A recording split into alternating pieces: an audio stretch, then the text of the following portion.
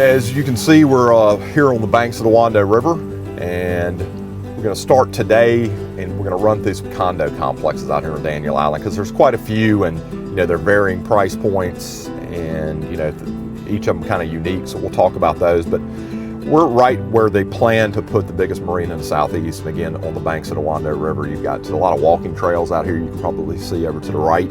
Those trails kind of run around the perimeter of the tip of the island and allow you to really not get in your car if you don't want to get to anything from grocery stores to a neighborhood next door.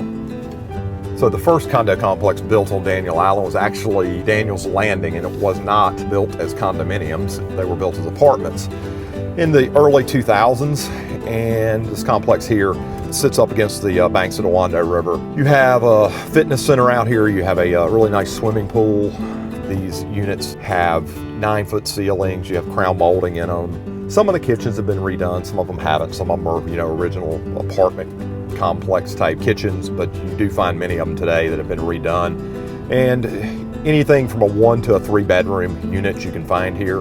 At the time of the filming, the 1 bedrooms, I don't think there's any on the market, but there's a couple of 2s and 3s. And pretty good value, I think, to be on Daniel Island.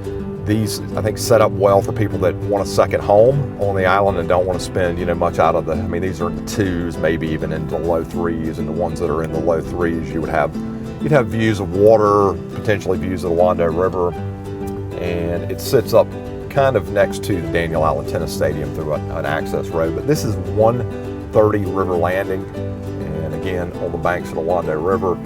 All the parking is off-street, so you want to keep that in mind. If you're wanting a garage, this is probably not the best condo complex on Daniel Island to buy in. Again, in 130 River Landing, and we're just going to head on over to the one right up from it, which is 200 River Landing.